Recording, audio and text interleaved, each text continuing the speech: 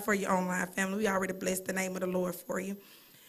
As I begin to look at the things that God has given us as it relates to the 5 pillars of Reconnect, and one was prophecy, one was worship, we talked about Jesus, we talked about prayer, and we talked about deliverance.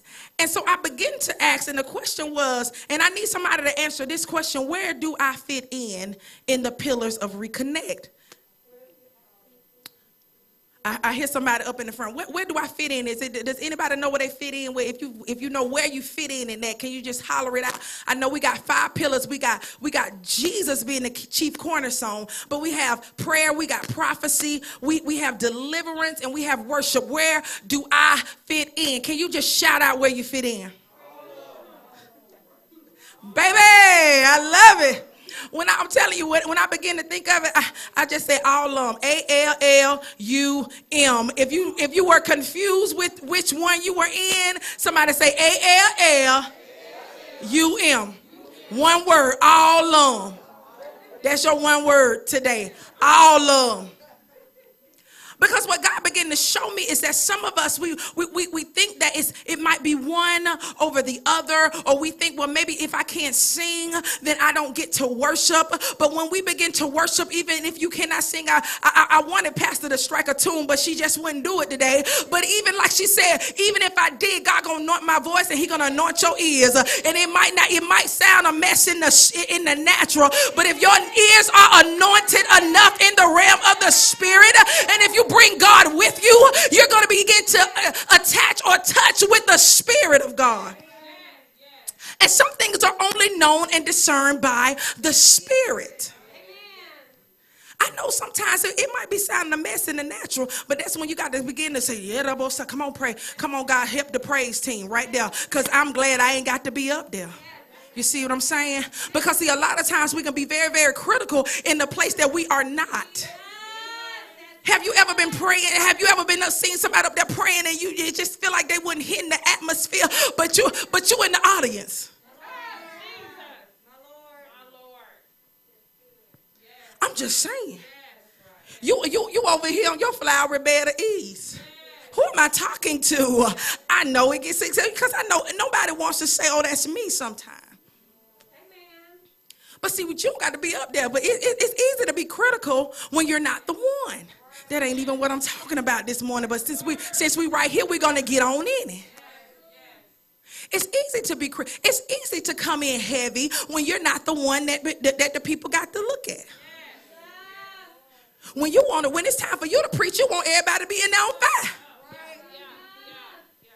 The church better be right and it better be full when it's my turn to preach. Pastor, you might want to make sure everybody is coming. Make sure you make them twist their arm, wake them up, be their alarm clock when it's time for me to preach, because I need everybody there in the atmosphere. But then I can come in when Pastor or somebody else got to preach, and I could just look any kind of way and be like, well, man, they know they did not hear today. But I ain't had to do nothing but sit and I ain't had to do nothing but wake up and put my clothes on.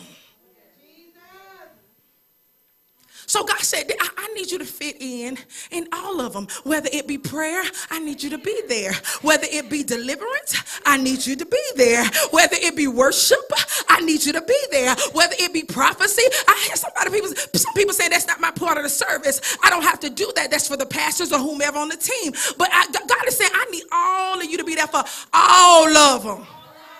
Because see, something about the body is it works fitly joined together. It's kind of difficult. I have to adjust. If there is some part of my body that is not working properly, I have to adjust. The whole other part of my body has to adjust to it in order for the rest of my body to keep functioning. This is what I mean. I seen somebody with a broke leg the other day and they had some crutches, but see what they had, because their leg was broke, every other part of their body had to adjust. Because of the broke leg, the arms had to begin to work a little bit harder. They had to go get something else to begin to help assist them because the leg was broke. I need somebody not to be the broke leg. I know you say, Pastor Shine, I'm not no broke leg. I come here sometimes. Or, Pastor Sean, I'm not no broke lady because I come here all the time. I be here, even though I might be late, but I be here.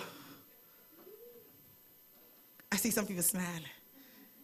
Okay, I talk to myself. There's what we're supposed to do, Pastor. Okay, I'm going to talk about myself. And go down a little bit easier. I be here. So I couldn't, the broke leg couldn't possibly be me, that the whole other rest of the body got to come and rescue because I'm not doing my part, or I'm not doing, because see, every part, and this is the word of God, and this is not even the scripture that we're going to, because we're finna talk about the donkey. Somebody say the donkey. But see, when every other part is not working together, and see, reconnect, we're going somewhere. That's why we had to talk about what the pillars are. We are somewhere. See, that's the problem. We think we're going somewhere, and we got to transition in our mind before we can actually transition physically in the naturally. And what we're not doing is we're not transitioning in our mind enough to hear God so we can transition to the next place. God began to tell me, and even me and Pastor talked about it, how we were not ready prior to now, and we still got some catching up to do. Reconnect. Oh, I'm sorry, me. I still, because see, I be back over there. I still have some catching up to do in my mind. And it's going to be very difficult to make the transition. I don't care what it is in your life. It could be marriage. It could be a job. If you have not transitioned your mind first, it's going to be very difficult not only to make the transition, but to maintain once you have transitioned. A lot of people make a transition. We're just talking about the Mega Million jackpot. Y'all, I just came from Georgia. I did not get not one ticket. You know how sometimes you just got to dip in faith or something. Man, I ain't even think about it. What would the Lord say? Keep your little dollar, baby. I just came from Georgia and Florida. I rode up to Georgia, down to Florida, came back to Alabama. All them gas stations we stopped at, and I did not get not one ticket. But it's something about even these people that win the lottery, and many of them, 90% of them, cannot maintain it after they have received millions. So the millions is not what's going to make you if your mind has not shifted or transitioned before you get it. And see, I know some of y'all don't believe me, but I need you to just go research on how many people that won the lottery and how many of them broke, busted, and disgusted on drugs, or broke and committed suicide. Just go look it up yourself. If you don't believe me, because money is not going to solve I know when you don't have it, you think it's going to solve everything. Because if I just had a little bit more money, or if I just had a little bit more this, and I just had a little bit more of that. But how about if you just take that same mindset with you? If I just had a husband, if I just had a house, if I just had a car, if you take that same mindset with you that has not been renewed, then you are not going to be able to shift into that and maintain it. There are a lot of people that can get big churches, but what about maintaining it? There are a lot of people that can get a husband, but what about maintaining it? It's a lot of people that talk to a lot of men that ain't their husband, but what about maintaining it? I'm convinced that I don't need nothing that cannot. It's not a blessing if it can't be maintained. See, some of these things that we're describing as a blessing is really a curse. And not only that, it's really a trick of the enemy to get us off our course. Let's talk. That ain't the message. Come on, let's go back. Somebody say, Lord, do it. God is about to spotlight you. So there we are in our pillars. Now, many of us, we want God to spotlight, but there's some prerequisites to the spotlight. Can we go back to Matthew 21:1? There's some prerequisites to the spotlight. And as I begin to study, now this passage of scripture was what we called on Palm Sunday, the Sunday right before what we call Easter Sunday, and before Jesus was taken to the cross. And they was loving on him this day. This is what was going on. It was about to happen. And so, but one of the things that this passage here, and there's another passage in Mark that explains it, but we're going to go through this one in Matthew. But it's so crazy to me. I've always wondered about this particular passage because Jesus told them to go take something without asking. Oh, y'all don't believe me? I mean, this the Mark version is really, go look at it. I just said, now this ain't right. And I really, see, y'all don't, I'm sorry, y'all don't never question nothing in the Bible. I do. I said now, because I don't take no people's stuff. You see what I'm saying? I don't take, if it don't belong to me, I don't take it. And so when you have that type of spirit, it don't belong to you, something like this is a problem to me. And I'm trying to figure out why Jesus would tell these people to go take something that don't belong to them. This is me asking a question. And I'm talking about many, many years. I just said, God, I need you to help me with this because I know this word right here is true, all love. Somebody say all love. And I just need you to help me to understand why Jesus was, because Jesus is always teaching. I need you to understand that Jesus is always teaching. There's always a lesson to be learned. So my question was, Jesus, what lesson, why you tell these people to go take these people's stuff? I mean, they literally hijacked it. He said, and Jesus, as Jesus and the disciples approached Jerusalem, they was coming to Jerusalem, and they came in the town of Bethphage on the Mount of Olives. Now, remember the Mount of Olives was a place where Jesus did what? See, we know that. He prayed, and he prayed a lot. So they was entering into this place of prayer. Somebody say, God is about to spotlight you, because I want y'all to remember something. He going to spotlight you. He going to spotlight you. But they had to go to a place of prayer. Jesus sent two of them on ahead. He said, I need y'all to go ahead. Somebody say two. I need you to understand that there's an importance in the number of two. See, everything you can't do by yourself. I know we so great, and I know we so excellent, and I know we just got to do it all by ourselves, just me and Jesus. But he sent two of them to go ahead, and verse 2 says, go into the village over there. Remember, this village is on the Mount of Olives.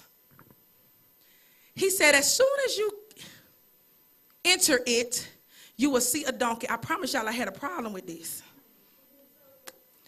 To me, that's just like you saying, you when you walk in the village, you're going to see a car. And it locked. I just need y'all to, I need you to understand what I see when I see this. You're going to see a car and it's locked. And it got a coat with it. Thank you, because that background was.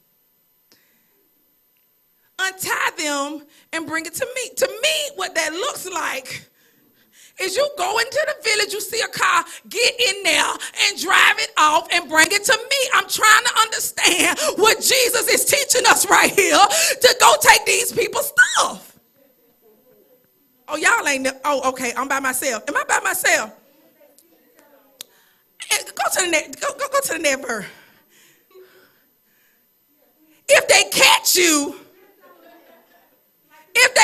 if anybody asks you, if they catch you going to take their stuff, y'all, I'm telling you, I had a whole problem with this. I said, God, what are you saying right here? If they catch you, just say, y'all see that? Now imagine you go right outside here and you see a car with some keys in it. And Jesus told you, because Jesus is a prophet. Y'all know that, right? Jesus is a prophet, and so Jesus said, I was going to put you in it, Pastor. I ain't going to even put you in it. I think I want to. Can I put you in it? Please. Oh, she said, I'm going to walk in obedience. So she said, put me in it. Okay, imagine Pastor Shine. Y'all know I hear from the Lord sometime at least, right?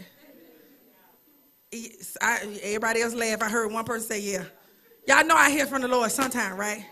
Imagine Pastor Shine say, I need you to go. Two of y'all. Which two? Raise your hand. One. See, they ain't want to raise their hand. They were kind of slow to churn, raise their hand. To churn, raise their hand.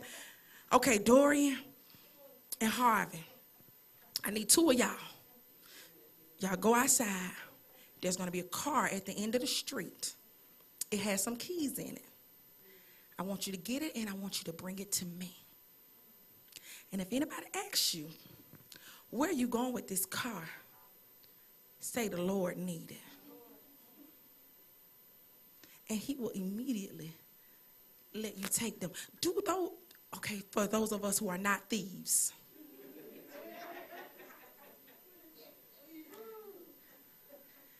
Because, see, I know some people don't have no problem with that. The man of God like, I see it, sir. He like, some people ain't got no problem with it. But for those of us who are not thieves, would that sound a little outlandish? Would you want to go and do what I said do? Listen, y'all, I hear the Lord. Are you going to do that, Mr. Cray? You going to do it, Dor? Would anybody have somebody said, can you not go? Would anybody have a problem? Okay, some people say they're going to have some questions online. Would anybody have some questions or a problem? Raise your hand. I thank you for the honesty. Mr. Jackson was like, heck yeah, because I don't steal. I'm going to have some questions. Somebody say God is about to spotlight you. Because, see, that's one thing about these two disciples is they did exactly what God said because they knew the God in them. And they didn't, the Bible didn't say that they had any kind of question. Now, me, Tosh, I'm going to talk about me. If my pastor was to tell me to do that, I would have a lot of questions. I would have 21 questions. Can I be real? I just want to be real because one thing I don't do is I don't steal. So first thing I'm going to be saying is, did the Lord tell you that? Well, why would she tell you that if the Lord, but the first thing you're going to say, well, if the Lord told you, then I probably will. But did the Lord tell you that? So then the next question is, are you questioning that the Lord told me that? Can we just... And we on the mountain of prayer. You know this, man. Y'all walking with him. Why would you have to question? I'm talking about for where we're going. Why would you question what God is saying through the man or the woman of God? Is that for sure what you're saying? I'm talking about me. I probably would. See how we like to lie? I would. Because see, probably make it go down a little bit easier. Are we in the house?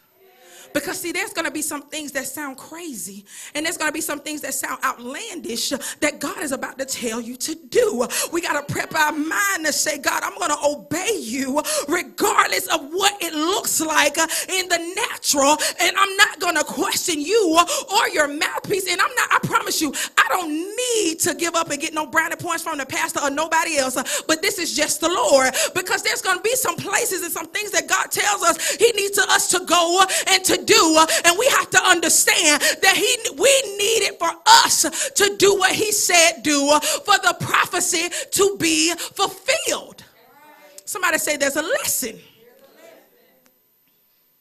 So I can stop questioning God about why on earth he would tell them to go get the donkey and not ask. And then front the people who asking them and just say the Lord needs it, because it's simple as the Lord needs you. And see, that's the part that we struggle so much with, Pastor. It's because, why me? We're consistently saying, why me? The pastor said, I need you to pray. Oh, it's crazy. All of a sudden, it's so outlandish. All of a sudden, I need you to pray. I need you to preach. And the first thing we want to ask is what? Not even why me. What's the other question? Did the Lord tell you that? That's the real question. Y'all gonna get to the why me later after that. But the first thing you're gonna do, the first thing I am gonna do, the first thing we are gonna do, I know I gotta talk about myself. The first thing we're